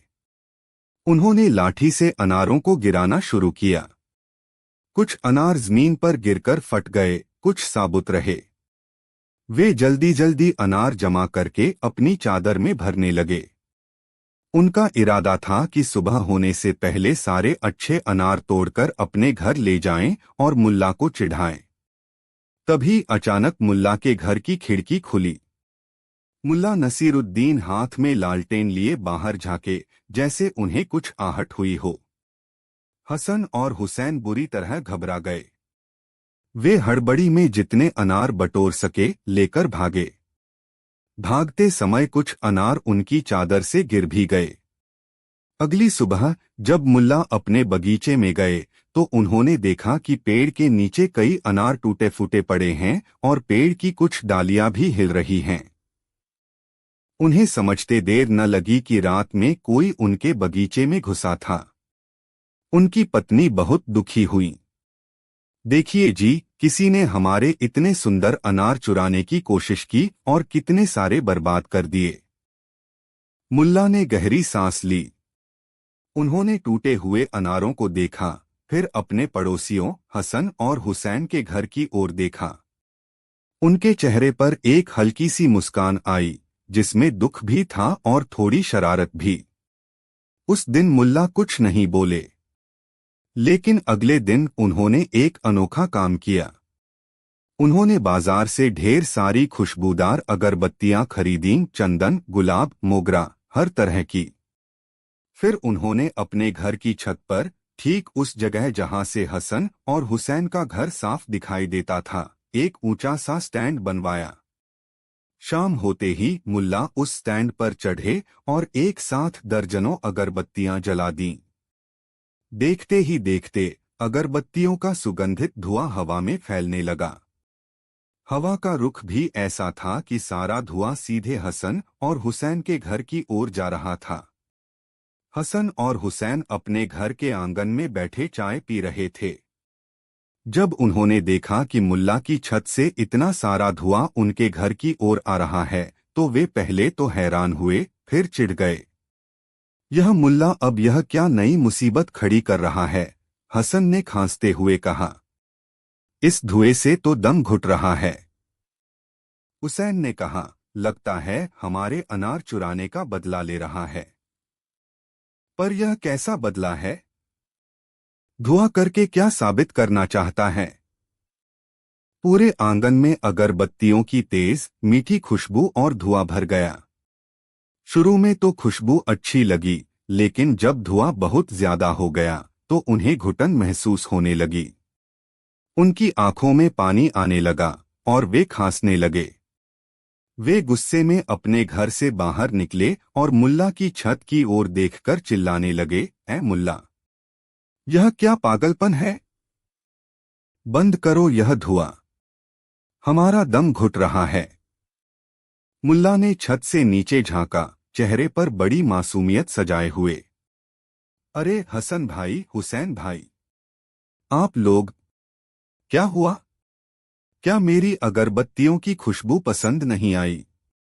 मैंने तो सोचा था कि आप लोगों को यह दिव्य सुगंध बहुत भाएगी। आखिर अच्छी चीजें तो सबको पसंद आती हैं, है ना? हसन गुस्से में बोला, यह खुशबू नहीं, मुसीबत है। तुम्हारी वजह से हम अपने ही घर में चैन से बैठ नहीं पा रहे हैं। फौरन यह धुआं बंद करो। मुल्ला ने कहा, लेकिन भाईजान, मैं तो बस अपने घर में अपनी छत पर कुछ अगरबत्तियां जला रहा हूं। इससे आपको क्या परेशानी हो सकती है? जैसे आप लोग रात में मेरे बगीचे में टहलने आए थे, वैसे ही मैं दिन में अपनी छत पर खुशबू फैला रहा हूं। यह सुनकर हसन और हुसैन का चेहरा शर्म से लाल हो गया। उन्हें समझ आ गया कि मुल्ला उनकी चोरी ताड़ गए हैं और यह सब उन्हीं को सबक सिखाने के लिए कर रहे हैं। मुल्ला ने आगे कहा, आप लोगों को मेरे अनार इतने पसंद आए कि आप रात के अंधेरे में उन्हें देखने चले आए। कुछ तो इतने पसंद आए कि आप उन्हें अपने साथ भी ले गए। मुझे लगा शायद आपको मीठी खुशबू भी पसंद होगी। आखिर अच्छी चीजों का आनंद तो सबको लेना चाहिए, चाहे वो मीठे फल हो या मीठी सुगंध। अब हसन और हुसैन के पास कहने को कुछ नहीं था। वे सिर झुकाए खड़े थे। गली के कुछ और लोग भी तमाशा देखने जमा हो गए थे। मुल्ला ने अपनी बात जारी रखी, देखिए भाइयों, ईर्ष्या एक ऐसा धुआं है जो सबसे पहले उसी की आंखों में भरता है जो इसे पैदा करता है। आप लोग मेरे थोड़े से अनारों से जल गए और बदले में आपको यह घुटन भरा धुआं मिला। अगर आप सीधे सीधे मुझसे मांगते तो मैं खुशी खुशी आपको सबसे अच्छे अनार देता। लेकिन आपने चोरी का रास्ता चुना और नतीजा आपके सामने है। उन्होंने अगरबत्तियों के स्टैंड की ओर इशारा करते हुए कहा, यह धुआं तो कुछ ही देर में छंट जाएगा, लेकिन जो ईर्ष्या का धुआं आप लोगों के दिलों में भरा है, उसे छंटने में वक्त लगेगा। और वह धुआं न सिर्फ आपको परेशान करेगा, बल्कि आपके आसपास के लोगों को भी। मुल्ला की बातें सुनकर हसन और हुसैन बहुत शर्मिंदा हुए।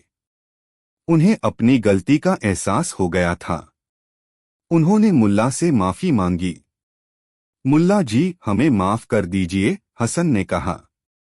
हमसे बहुत बड़ी गलती हो गई। हम आपकी खुशी देखकर जल गए थे और ईर्ष्या में अंधे हो गए थे। हुसैन ने भी कहा, हम आपके अनार लौटा देंगे और जो खराब हो गए उनकी कीमत भी अदा कर देंगे। कृपया यह धुआं बंद कर दीजिए। मुल्ला मुस्कुराए। उनकी मुस्कान में अब कोई शरारत नहीं, बल्कि क्षमा का भाव था। उन्होंने कहा, भाइयों, मुझे न आपके अनार चाहिए न उनकी कीमत। मुझे तो बस इतना चाहिए कि आप लोग ईर्ष्या के इस धुएं से बाहर निकल आएं। अगर आज मेरी इन अगरबत्तियों के धुएं ने आपके अंदर की ईर्ष्या के धुएं को थोड़ा भी कम किया हो, तो मैं समझूंगा कि मेरी अगरबत्तियां सार्थक हो गईं। यह कहकर मुल्ला ने सारी अगरबत्तियां बुझा दीं। सुगंधित धुआं धीरे धीरे छंटने लगा। उस दिन के बाद हसन और हुसैन के व्यवहार में एक बड़ा बदलाव आया। उन्होंने मुल्ला से ईर्ष्या करना छोड़ दिया और उनसे मेलजोल बढ़ाने लगे। उन्हें समझ आ गया था कि दूसरों की खुशी में खुश होना और अपनी मेहनत पर भरोसा करना ही सच्ची तरक्की का रास्ता है। मुल्ला नसीरुद्दीन ने एक बार फिर अपनी अनोखी सूझबूझ से न केवल अपने पड़ोसियों को सबक सिखाया, बल्कि उन्हें एक महत्वपूर्ण जीवन दर्शन भी दिया। ईर्ष्या का धुआं वाकई बहुत जहरीला होता है और उससे बचने का एकमात्र तरीका है अपने दिल को साफ रखना और दूसरों की उपलब्धियों को सराहने का गुण विकसित करना। और वह अनार का पेड़, वह अगले साल भी खूब फलों से लदा। इस बार मुल्ला ने सबसे पहले कुछ पके हुए रसीले अनार हसन और हुसैन के घर भिजवाए और तीनों ने मिलकर बिना किसी धुएं के उन मीठे अनारों का आनंद लिया। गली में फिर से शांति और सद्भाव का माहौल कायम हो गया, जहां ईर्ष्या के धुएं की जगह अब सिर्फ हंसी और भाईचारे की मीठी सुगंध फैली हुई थी। का ही साथ अनातोलिया के उस छोटे धूल भरे कस्बे में जहां मुल्ला नसीरुद्दीन अपनी पत्नी फातिमा और प्यारे गधे बुधूराम के साथ रहते थे, जीवन आमतौर पर शांतिपूर्ण था। लेकिन इस शांति में कभी कभार भंग डालने वाला एक तत्व था, मुल्ला का पड़ोसी कासिम। कासिम अपने कंजूस स्वभाव और बात बात पर झगड़ा करने की आदत के लिए पूरे मोहल्ले में कुख्यात था। उसकी आवाज तीखी थी और उसका मिजाज हमेशा सातवें आसमान पर रहता था। छोटी सी बात पर राई का पहाड़ बनाना उसकी खासियत थी। मुल्ला नसीरुद्दीन, जो स्वभाव से शांत और मजाकिया थे, अक्सर कासिम की हरकतों को नजरअंदाज करने की कोशिश करते थे। लेकिन कासिम कोई न कोई बहाना ढूंढ ही लेता था मुल्ला से उलझने का। कभी मुल्ला के घर के आंगन में लगे अनार के पेड़ की एक टहनी कासिम की दीवार की ओर झुक जाती तो कासिम आसमान सिर पर उठा लेता। कभी बुधूराम गलती से कासिम के घर के सामने थोड़ी लीद कर देता तो कासिम ऐसा हंगामा करता जैसे कोई बड़ी आपदा आ गई हो। एक सुबह मुल्ला अपने आंगन में धूप सेंक रहे थे और बुधूराम पास ही घास चर रहा था। तभी कासिम अपने घर से बड़बड़ाता हुआ निकला। उसकी नजर मुल्ला के घर की छत पर पड़ी, जहां एक कबूतर बैठा गुटरगू कर रहा था। नसीरुद्दीन, ओ नसीरुद्दीन, कासिम ने कर्कश आवाज में पुकारा। मुल्ला ने गहरी सांस ली, जानते थे कि अब कुछ न कुछ बखेड़ा खड़ा होने वाला है। जी कासिम भाई, कहिए क्या बात है? यह क्या बेहूदगी है? कासिम ने अपनी उंगली कबूतर की ओर उठाते हुए कहा। तुम्हारे ये आवारा कबूतर मेरी छत गंदी कर रहे हैं। मैंने अभी कल ही छत साफ करवाई थी। मुल्ला ने ऊपर देखा। वह एक जंगली कबूतर था जो अक्सर आसपास की छतों पर बैठ जाता था। कासिम भाई, मुल्ला ने नरमी से कहा, यह मेरा कबूतर नहीं है। यह तो यूं ही आकर बैठ गया है। हवा और परिंदे किसी की मिल्कियत नहीं होते। बहाने मत बनाओ नसीरुद्दीन, कासिम चीखा। यह तुम्हारे घर की छत पर बैठा है तो तुम्हारा ही हुआ। इसे फौरन यहां से भगाओ, वरना मैं इसकी गर्दन मरोड़ दूंगा और तुम्हें हर्जाना देना पड़ेगा। मुल्ला जानते थे कि कासिम से बहस करना भैंस के आगे बीन बजाने जैसा है। उन्होंने एक पत्थर उठाया और हल्के से कबूतर की दिशा में फेंका। कबूतर फुर्र से उड़ गया और सीधा जाकर कासिम की छत पर बैठ गया। अब कासिम और भड़क गया। देखा, देखा तुमने? यह सब तुम्हारी शरारत है। तुमने जानबूझकर उसे मेरी छत पर भेजा है। मुल्ला ने अपने कान पकड़ लिए। कासिम भाई, अब वह आपकी छत पर है तो क्या वह आपका कबूतर हो गया? अब आप उसे भगाइए। कासिम कुछ बोल नहीं पाया। वह गुस्से में पैर पटकता हुआ अपने घर के अंदर चला गया, लेकिन दरवाजे से फिर मुंह निकालकर बोला, मैं तुम्हें देख लूंगा नसीरुद्दीन। तुम बहुत चालाक बनते हो। कुछ दिनों बाद कासिम को एक नया मुद्दा मिल गया। मुल्ला ने अपने घर के पिछवाड़े, जो कासिम के आंगन से सटा हुआ था, एक छोटा सा गड्ढा खोदा था ताकि बारिश का पानी जमा हो सके और पौधों में डाला जा सके। कासिम ने गड्ढा देखा और तुरंत मुल्ला के दरवाजे पर आ धमका। नसीरुद्दीन, यह क्या कर रहे हो तुम? उसने चिल्लाते हुए पूछा। क्या हुआ कासिम भाई? मुल्ला ने शांति से पूछा। तुम मेरे घर की नींव कमजोर कर रहे हो। यह गड्ढा तुमने जानबूझकर खोदा है ताकि मेरा घर गिर जाए और तुम मेरी जमीन हड़प सको, कासिम ने आरोप लगाया। मुल्ला हैरान रह गए। कासिम भाई, यह तो बस एक छोटा सा गड्ढा है, पानी जमा करने के लिए। इससे आपके घर की नींव को कोई खतरा नहीं है, बल्कि इससे तो जमीन में नमी बनी रहेगी जो आपके पौधों के लिए भी अच्छी है। मुझे तुम्हारी सलाह नहीं चाहिए, कासिम गुर्राया। तुम फौरन इस गड्ढे को भरो, वरना मैं काजी साहब के पास शिकायत करूंगा। मुल्ला ने सोचा कि इस झगड़ालू आदमी से पीछा छुड़ाने का एक ही तरीका है। उन्होंने फावड़ा उठाया और गड्ढे को मिट्टी से भरना शुरू कर दिया। कासिम वहीं खड़ा देखता रहा, जैसे कोई बड़ी जंग जीत ली हो। जब गड्ढा भर गया तो मुल्ला ने कासिम की ओर देखा और मुस्कुराते हुए कहा, लीजिए कासिम भाई, भर दिया। अब तो खुश हैं? कासिम कुछ बड़बड़ाया और चला गया। लेकिन कासिम की झगड़ालू प्रवृत्ति का अंत यही नहीं हुआ। एक बार उसने मुल्ला पर आरोप लगाया कि मुल्ला की मुर्गी उसके आंगन में आकर उसके लगाए हुए टमाटर के पौधे खराब कर गई। मुल्ला ने कहा कि उनकी मुर्गी तो रात भर दड़बे में बंद रहती है, वह कैसे आ सकती है। पर कासिम सुनने को तैयार नहीं था। उसने हर जाने की मांग की। मुल्ला ने एक तरकीब सोची। अगले दिन जब कासिम बाजार गया हुआ था, मुल्ला ने चुपके से अपनी मुर्गी को कासिम के आंगन में छोड़ दिया और साथ में कुछ टमाटर के बीज भी बिखेर दिए। जब कासिम लौटा तो उसने देखा कि मुल्ला की मुर्गी उसके आंगन में घूम रही है और जहां जहां वह चोंच मार रही थी वहां नए टमाटर के पौधे उगने लगे हैं, जो असल में मुल्ला ने बीज डाले थे। कासिम हैरान रह गया। उसे लगा कि यह कोई चमत्कार है। मुल्ला ने मासूमियत से कहा, देखा कासिम भाई, मेरी मुर्गी तो बड़ी चमत्कारी है। यह पौधे खराब नहीं करती बल्कि नए पौधे उगाती है।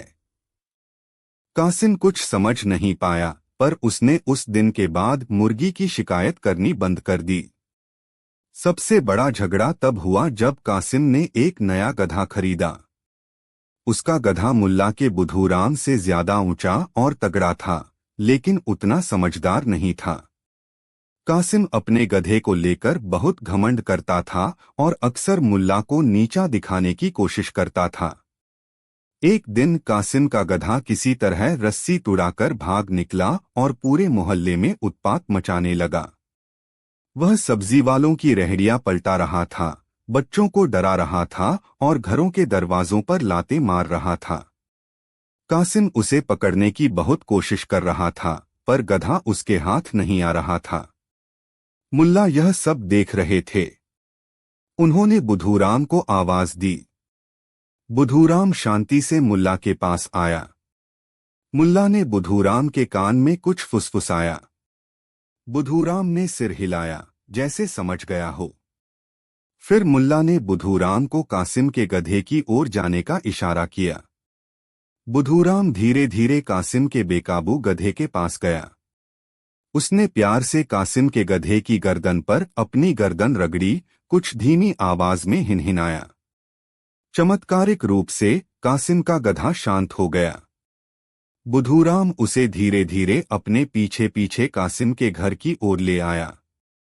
कासिम जो हाँफ रहा था और पसीने से तरबतर था, यह देखकर अवाक रह गया।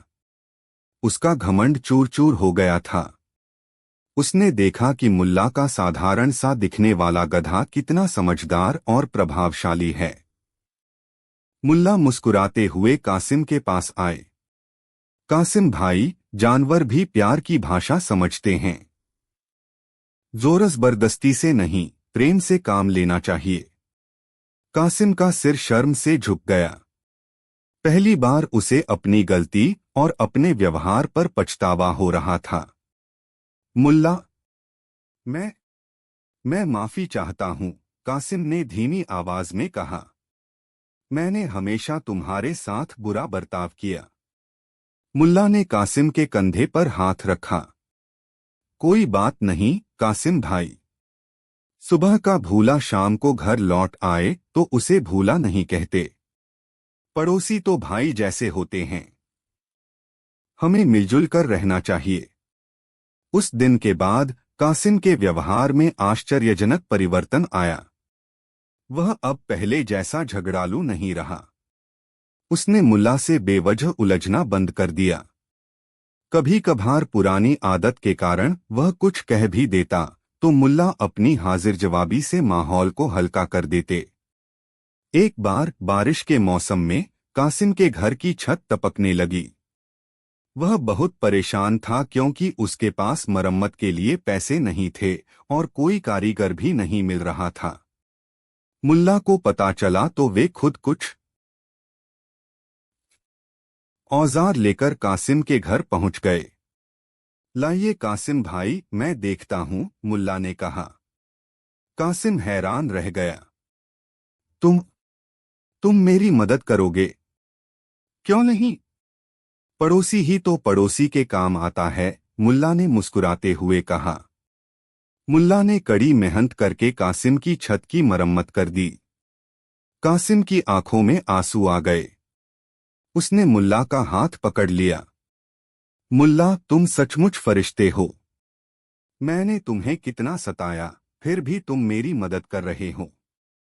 मुल्ला ने कहा, कासिम भाई, बुराई का बदला बुराई से देना तो आसान है, पर बुराई को अच्छाई से जीतना ही असली इंसानियत है।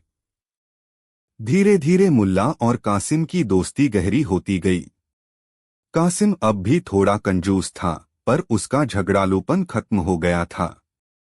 वह अक्सर मुल्ला के घर चाय पीने आने लगा। कभी कभी वह बुधूराम के लिए थोड़ा चारा भी ले आता। मोहल्ले वाले यह बदलाव देखकर हैरान थे। वे अक्सर कहते कि मुल्ला नसीरुद्दीन ने अपने सब्र और अपनी अच्छाई से एक पत्थर दिल इंसान को भी बदल दिया। एक दिन कस्बे में बड़ा मेला लगा। मुल्ला और फातिमा मेले में जा रहे थे। रास्ते में उन्हें कासिम मिला। मुल्ला भाई, कहाँ जा रहे हो? कासिम ने पूछा। मेले में जा रहे हैं कासिम भाई। तुम भी चलो, मुल्ला ने कहा। कासिम हिचकिचाया। मेरे पास ज्यादा पैसे नहीं हैं।